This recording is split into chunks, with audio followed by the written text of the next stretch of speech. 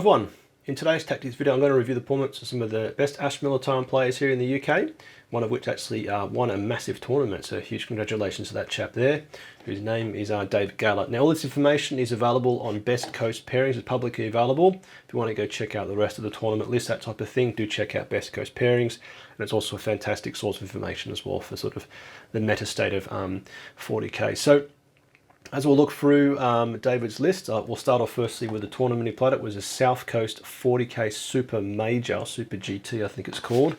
140 players, 5 guard players in total, and they play 5 games with the top and upper tier, or top upper cut. They play 7 games, and I always mean that means you're playing on Sunday 4 games, of which the last one probably is quite late at night, meaning you're going to be getting home quite late with super sore feet, a sore back, and starting Monday work quite tired. But right, let's look at David's list. This has certainly become a bit of a footprint, and very interesting to see his approach here. So you can see his characters is 2 tank commanders with demolisher cannons, multi-melter, and plasma cannons, plus 1 as grand strategist for 2 orders. Lord Solar, Ursula Creed. Battle line is just 10 Catachan jungle fighters, 1 infantry squad with, I assume, a mortar team. It's in 6 Bulgrums and 3x10 Kazrakan squads with double melter, double plasma.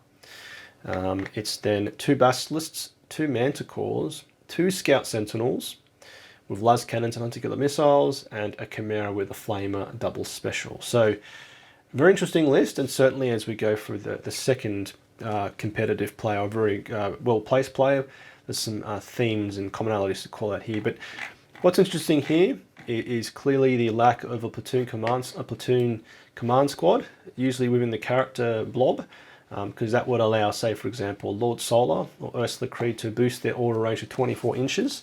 And this really does, it's quite interesting that he didn't include this, because that means for the tank commanders, for them to receive orders from Lord Solar, they've got to be within 6 inches, because he doesn't have the Vox networked ability, which means he can give orders to 12 inches to friendly vehicles. So that would have been some very interesting sort of deployment, how he managed that early, did them both all nestled together, and then they shoot at the opponent, and then get shot, blow up, and then shoot on death.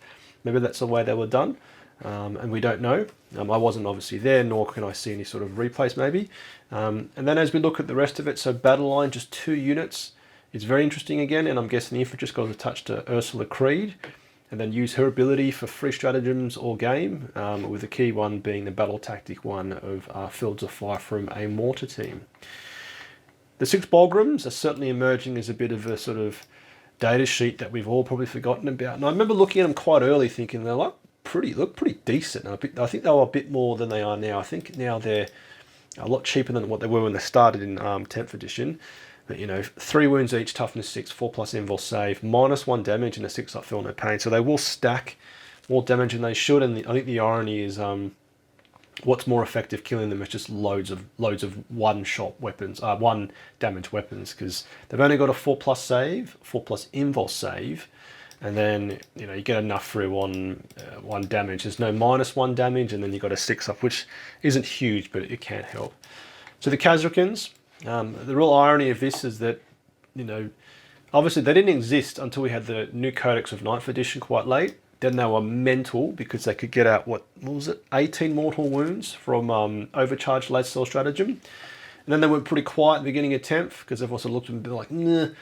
And then some of these really good players picked up on the fact that they're actually very, very decent. So, double plasma, double melter, a sniper rifle, which I think is 3 damage, is decent as it is. Then the melter mine, and again, I missed this until some of these good players picked up on that, is that this can be used at the beginning of any phase.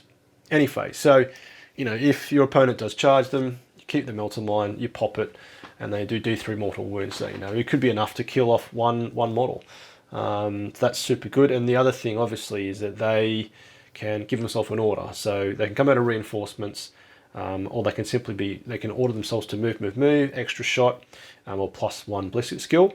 But one thing that I did notice with this, and again, we don't know how he played the game, But the list doesn't really point to any sort of fancy, coming out of deep strike and giving an order that would have been achieved by, say, a Scion command squad.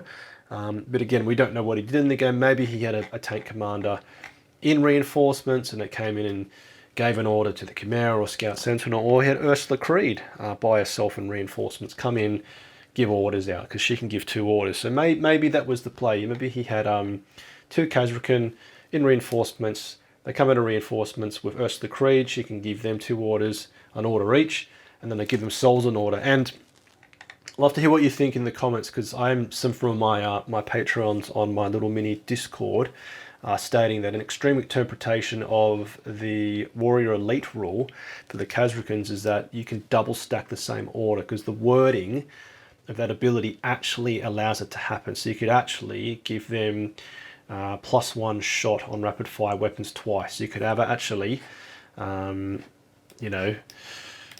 guns with 4 shots each. You're getting at 9 plasma guns with a plasma pistol and the sergeant. So that's an interpretation which, by the wording, actually seems true. But I think in the spirit of the game, it probably doesn't work that way. But yeah, so you could actually, he'd move twice. They could be, moving 12 inches plus an advance. So you suddenly have like jet bike Kazrakans buzzing around. But give me your perspective, because my interpretation is that. But I like to say I wouldn't play it that way, but I probably would, because getting out that much DACA on plasma guns is amazing. Or they can move 12 inches plus advance. So you've got motorbike custodies, Kazrakan. So yeah, then 4 artillery pieces, of which the 2 manticores have gone up by 30 points each, but yet Dave still takes them as a good unit, and the Scout Sentinel. So obviously this package here, these last 6 units, is just going to do so much work into anybody. The Sentinels make you hit on 2s, reroll 1s, and then at 60 points, they're a fantastic package of 7 wounds, toughness 7, and a 3+ save, just standing in front of things with a great big fat base.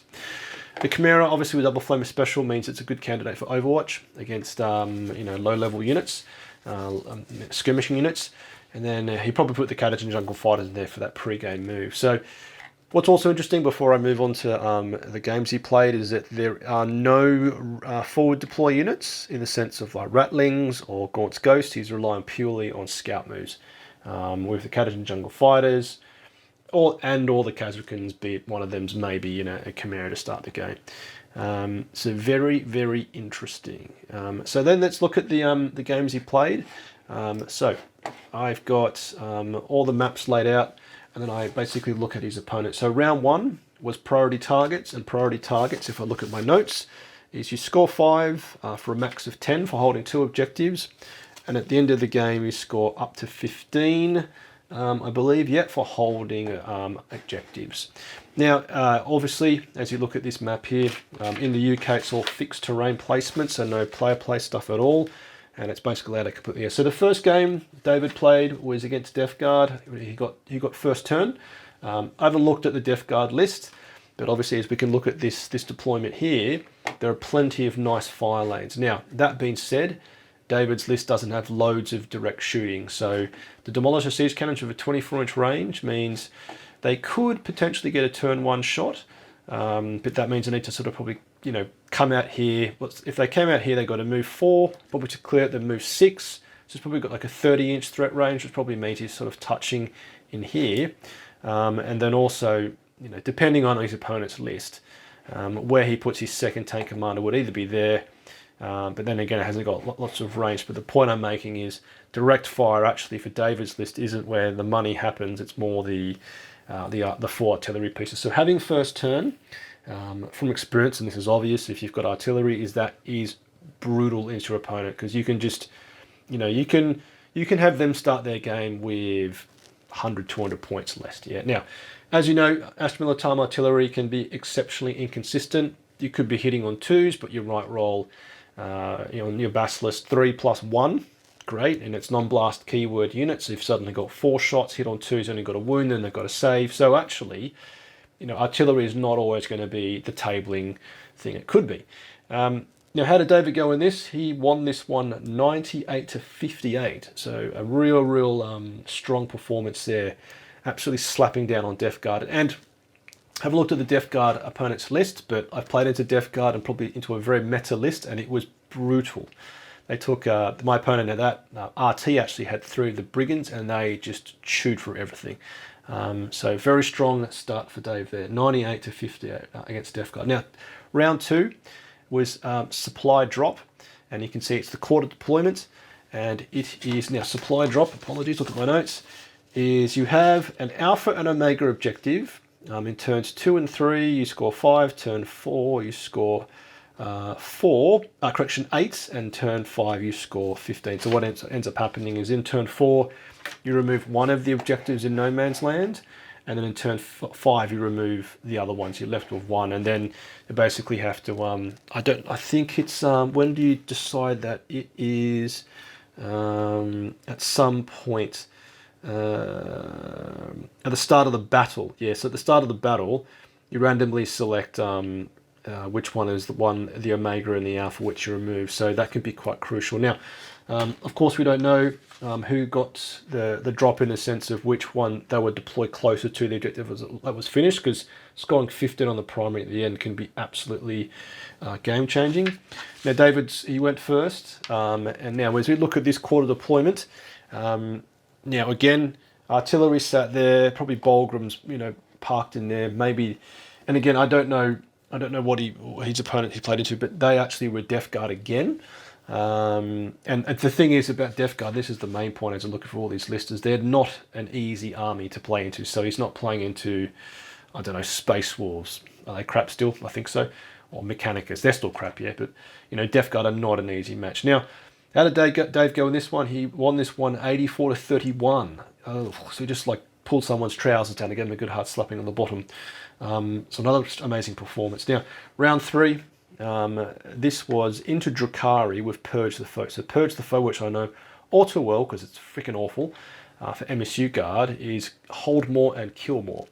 Now, sweep and clear makes objectives sticky, so if you hold it and you move off, you still hold it until it's taken off you. And I did look at this Drukhari players list, and it was MSU Drukhari. Everything was max 120 points with loads of units. I say this from my perspective. Having played this mission, I always lose Purge the Foe because I just always lose too many units. Now, I bring a lot of infantry style units, so Catagens or Cadians, so they obviously die in droves, but Khazrakans don't die as hard. Bolgrams obviously don't, and Scout Sentinels nor artillery. So but a very strong performance not to lose Purge the Foe. Now, how did he go on this? He didn't get first turn. And in Purge the Foe, let me check again. I think there is. The end of game bonus is basically the person who goes second, which Dave did. They scored the end of their turn, so actually they could maybe, I don't know if he could have taken more, but how did he go? Won this again, 98 to 71. So again, the loss differential there is not as bad as some of his first games, but a 98 to 71. He's basically obviously maxing primary, maxing his secondaries. Now, I don't know if David takes tactical or fixed. But again, this is some powerful stuff off for the first 3 games. So that would have been his Saturday performance. Now on to Sunday, round 4. So Scorched Earth, Hidden Supplies. So Hidden Supplies, you can see, is 6 objective markers, and Scorched Earth is where you score 5, and then you score a max of 10 for holding 2. And if you burn an objective, you score 5 points or 10 points if your opponent's in a deployment zone. Now, who did he play? He played into Aldari, and it's a chap called Manny Chima, who's also an excellent UK player and also one of his close friends, and actually have their own podcast together called 40k Fireside. Definitely check it out, it's quite interesting listening. Dave went second and won this 80 to 62 against Manny Chima's Aldari. So Aldari have been cut, but Manny Chima is an amazingly good player. I think he's up there, one of the national players along with David. So this is by no means Dave playing into someone who's just having a go. So another win. Okay, round 5, so the last of the normal games. Quarter deployment again, taken hold. So the classic here is score 5, 10, 15. And you can see there's 6 objective markers for the quarter deployment. So He went into Ultramarines, didn't go first, he went second, and he won this 100 to 46. Oof. So obviously gave the Blueberries a bit of a tough run. So 100 obviously means he maxed his secondaries and his primary. And I do think having 6 objectives means you can easily max primary, because obviously there's 3. But the challenge, having played this actual mission, is that, and this exact layout, is that holding this can be quite challenging because you can get blasted off it. So again, I don't know how he played the game, but maybe he just put like, the 2 tank commanders sort of here and here, and as soon as anything sort of deployed or pushed for it, they just got blasted to pieces by Demolisher siege cannons. So again, like, these scores are just mental. Okay, so then round 6 is then the first cuts to start to get to some of the top placements, and this was again taken hold and hidden supplies. Now this is probably hard, and yeah, these UKTC layout maps are famous for being like a bit of a jigsaw puzzle. This just gives me a headache looking at it, but you can see the deployment is whatever that way is called, with 6 objective markers. Again, 2 sat in the open, and taken hold is simply for 5, 10, 15. Now, he played into Tau, and he went first. So, depending on the Tau list, they are obviously can be very powerful. As you probably do know if you're close to the meta, if they take the Crisis battle suits with the cyclic launcher thingies, or the plasma ones, they're only strength 8, I think AP 2, and they're 2 damage. So that means against the Bolgrams only 1 damage, and then against the tanks, the tank commanders, you can give them armored might, so they're -1 damage, so very inefficient. Now, if this Tau play got to round 6, it also means he's a very good player, obviously, to get to the top cut. But here Dave won 96 to 51, so he is just on fire at this point. Okay, so from there he then goes to the final cut, I think it is, round 7. And again, priority targets and chilling round, which I think is going back to the beginning of the game. So priority targets is score 5, score 10. At the end of the game, you score 5, 10, 15 for holding objectives. Now, he went first this time again, and he played into Grey Knights, and he won 91 to 55. So this means, obviously, that he came first with an absolutely stellar performance. And you can see, if I show all this now, I think the main thing to look at here is the battle points 647, and Ed was the person he played at the end. He got 596, so almost basically full marks in every single game, which is just absolutely wild. Now, how did some of the other guard players go? Because this is always interesting, and I'll get onto a point I'll discuss in a moment about the state of Astra Militarum. As you can see then, yeah, Robert, Chris, actually have met Chris once. Hi Chris, if you're watching this. Rob and Joe. So the thing about these players' lists is we'll just open quickly. So Robert's list, Mr. Farmer, he went 2-3, which is an amazing performance. Super jealous because I can't get to 2. I can't get to 3 wins. I'm always stuck at like 2 wins, 3 losses. That's my ceiling at the moment. So what did Robert take? Just for reference, yeah. So Rob Farmer, he had Lord Solar, the platoon command squad, tank commander. Okay, he then had 1 infantry squad, an armored sentinel, 2 basilisks, 12 Bolgram, an exterminator Lehman Russ for the additional AP pip, a Rogal Dawn, 2 scout sentinels, and 2 scions. So some commonalities are the basilisk, the tank commanders, the Bolgrams. You can see Rob is elected for probably more armor over infantry with the Rogal Dawn. And with 2 scouts and with 2 scions, that maybe to me indicates maybe a fixed plan. So you can drop them in deep strike into your opponent's backfield to basically do deploy teleport homers. And I've been playing a lot of fixed recently, and it's been quite good for me personally. So maybe that's what Rob did, but a 2-3 performance is outstanding. So what on Rob? And the other chap, Chris from Vanguard Tactics, which I've met once or twice. What does he have? He's got Gaunt's Ghosts, Lord Solar, a platoon command squad, a tank commander, Ursula Creed, 1-2 Cataton Jungle Fighters, infantry squad, 2 basilisks, 2x3 Bolgram Bloods, 1-2 Kazrakan, 2 Medusa Carriage Batteries, a Rogel Dawn, a Scout Sentinel, and a Kaladas Assassin. So from this, and again, you know, these chaps didn't do as well as David, but, you know, again, a 3-win 2-loss is an amazing performance in a tournament of this size, and actually probably any tournament, any RT, 3-2 is a very strong performance, better than what I do. And you can see the commonalities I discussed was the Basilisks, the Bolgrams, Lord Solar, a tank commander or tank commanders, less battle line than you'd think, Sentinels, and then beyond that, it's almost like you make your own adventure.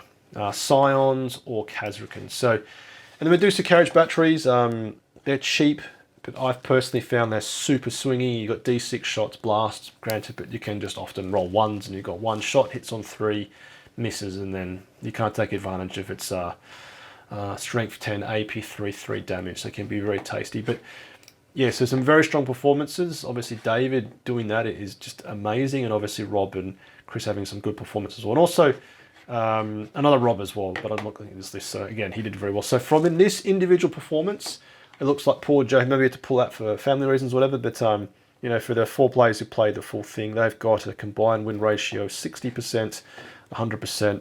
I mean, it's probably like a 75% win rate, which is wild, absolutely wild. Now, let's quickly reflect on the state of Astra Militarum, because there's been a lot floating around, and I do chat it with my some of my patrons on my little mini Discord channel. Is that, yeah, there's been a lot of debate, like Art of War, which I watch some of their videos. They talk about is Astra Militarum S tier, S tier being the best tier, the crazy tier, and yeah, it's really, and this is me reflecting here, because I've struggled with Guard. I haven't really hit my straps yet, but the thing is, okay, so there's one way to look at it. If David Gaylard, and we'll look at the other gentleman as well, Nassine, who's based in the UK as well, think Guard are good, it probably is a good faction. Now, then it's the question of what is good, because that's where it gets super subjective. Now, from this sort of universe of 4 players, we've got a 75% win rate, which is fantastic. Now, they all take similar lists. I'm not going to look at Rob obviously down the bottom there, but these 3 chaps all take similar lists, similar concepts. So does that mean that it's taken a long time for us as a community to work out the right recipe for success for Astra Militarum? And then these 3 chaps have got relatively similar lists with Bolgrams, Basilisk, Lord Solar, Kazrakans. Is that the winning formula for Astra Militarum? Because in the current statistics, if you look at 40k stats or statschecks.com, our win rate is still quite poor, and this is when it has to be a wider, less emotional conversation, is that because maybe Astra Militarum has got so many players, and not everyone's a good player necessarily, they play that often, or not naturally as gifted as, I'm definitely not as gifted as some of these chaps here, we pull the ratio down. So I tried to articulate to one of my good battle brothers, Adam King. He plays Black Templars. It's almost like, and stick with this one, it's probably going to be quite bad, but it's like a golfer, a pro golfer picking up a set of clubs that are like pretty normal set of clubs, and he goes and wins a tour with them, or whatever you call those big professional golfing tours, and then average golfers pick up the golf clubs and try and use them, and then they're like, oh, they're not that good, and then the pro golfer goes, they're bloody good because I can win with them. So it's a bit of an interesting take. Is that, like, so David Gallard's an amazing player. He's obviously very talented, and he can win with Astra Militarum. Now, does that mean everyone can win with Astra Militarum? No. I definitely think, and again, I play Guard a lot. I play at least once a week. In fact, that's not much, but it's a lot for me because I've got a kid now. It's not an easy army to just auto win. It takes loads of synergy.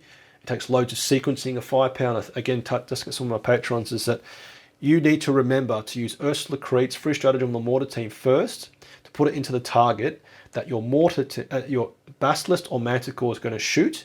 You've then got to have had the Scout Sentinel positioned in place before that is all shot, before that's done, to actually mark the target to get the reroll ones hitting on 2s. So there's a lot of sequencing to be done, and if you're not relatively experienced, you can forget all that, and I often forget that. So it's not an easy auto-win army, but we can see that a formula is developing, and then maybe as more of us adopt this formula, maybe our win rate will slowly sort of bounce up. Now, as I said, as just quickly looking at these, maybe except for Chris's list, who had Gaunt's Ghost, and again, I'm not obviously in the game seeing what they do, but also I think only David had a Chimera.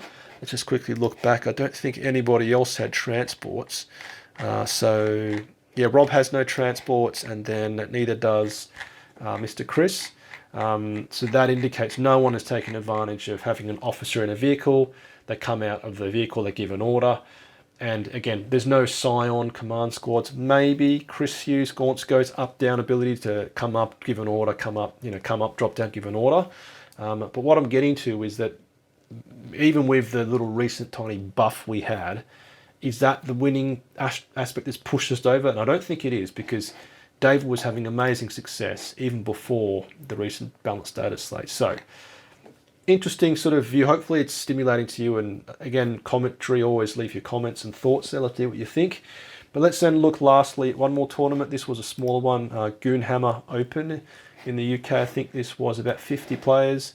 And I know it attracts quite a competitive field. Goonhammer obviously is an amazing online article writing mob of blokes, but it's a very competitive scene they bring in. So how many players played Astra Militarum? The 50, it was 1, 2, 3, 4. So 4 players.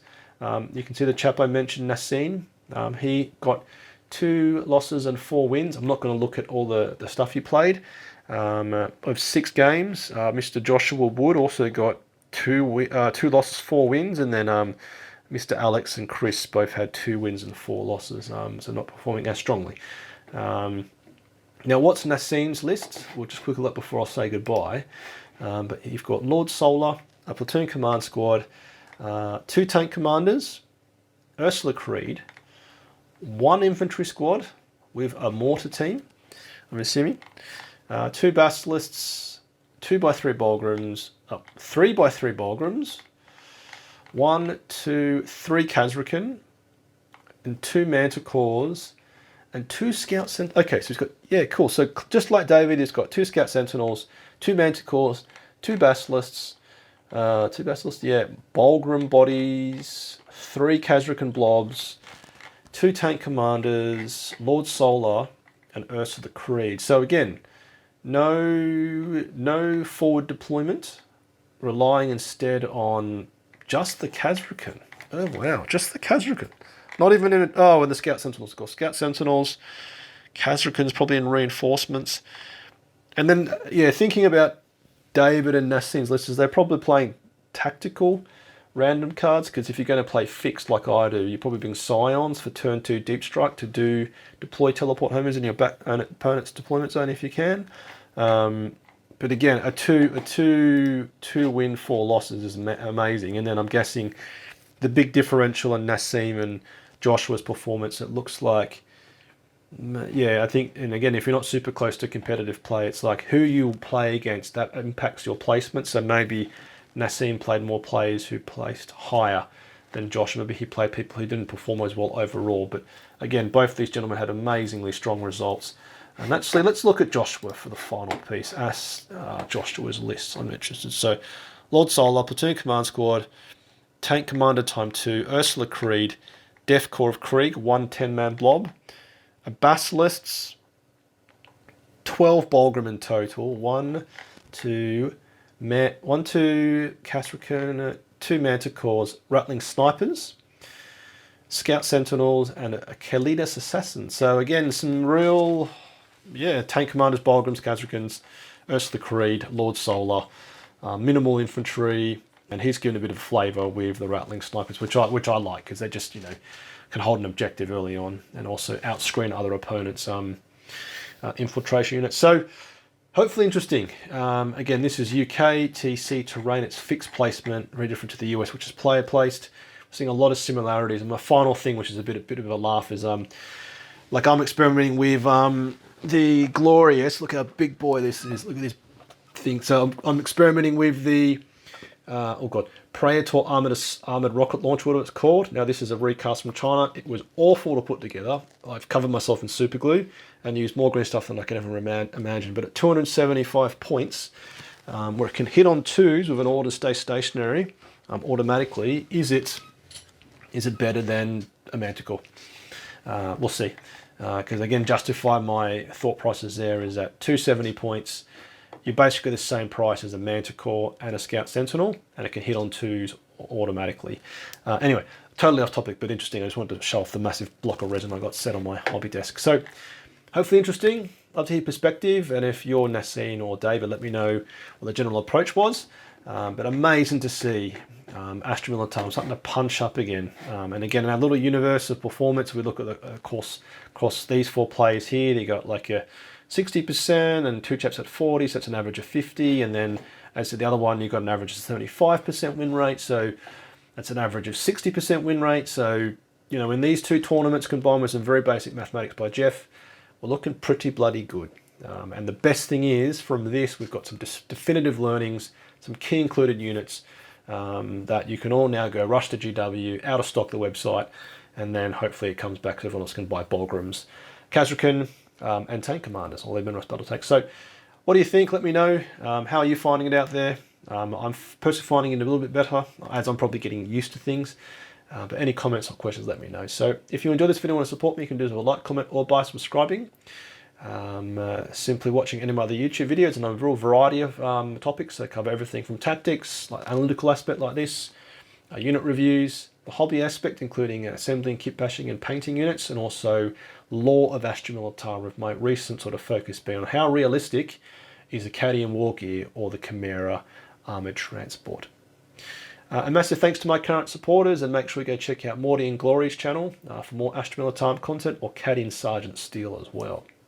A massive thanks to my current supporters. So get your bayonet sharp, last gun oiled, faith in the Emperor strong, Patron platoon, sound off.